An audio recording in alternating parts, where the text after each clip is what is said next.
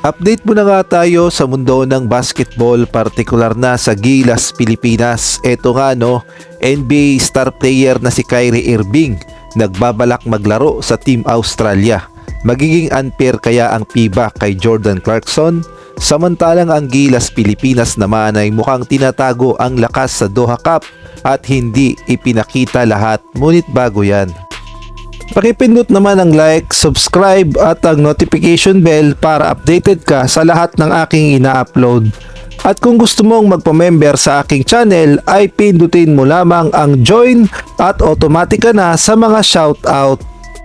Update muna nga tayo sa Gilas, Pilipinas. Spotted na nga ang mga Gilas player na nasa Ninoy International Airport na nga kanina at anumang oras ay lalapag na sila sa Taiwan. At alam nating lahat na pinaghahandaan ng Gilas, Pilipinas ang FIBA Asia Cup qualifiers kung saan makakaharap nga ang Chinese Taipei at gayon na rin ng New Zealand.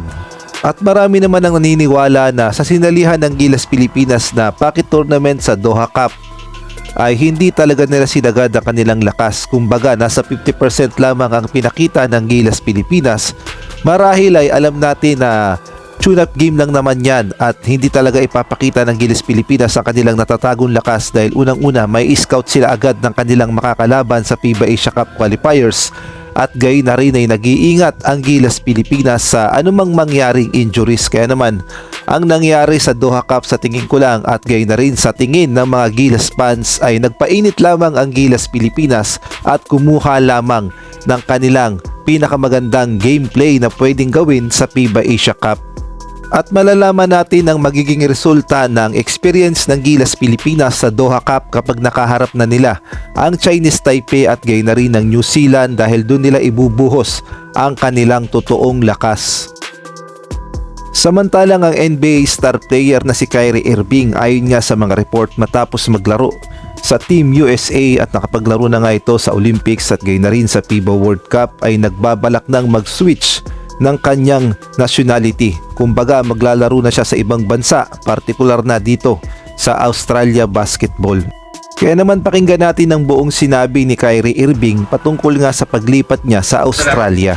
Maybe represent Australia at the next Olympics? Man, we're in the process of that right now. I'm just trying to figure out what's going to be the best route for me to be eligible. You know, there's a lot of paperwork in between that.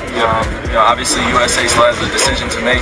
Team USA still has a decision to make. But for me, I'm just trying to do what's best for me. And honestly, if I can be an Aussie at one point in my career, play for the Australian team, that would be great.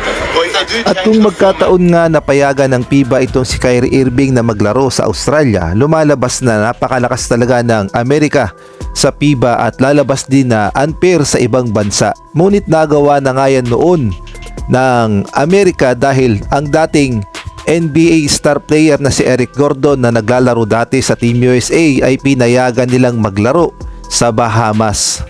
Samantalang ang atin namang kaisa-isang NBA player na si Jordan Clarkson ay ayaw talagang payagang maging local player kahit na may dugong Pilipino.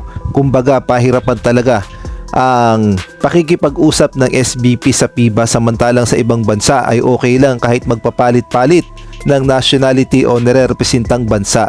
Sana naman ay sa darating na panahon ay maging fair ang FIBA sa lahat, partikular na dito kay Jordan Clarkson na maging local player ng Gilas, Pilipinas.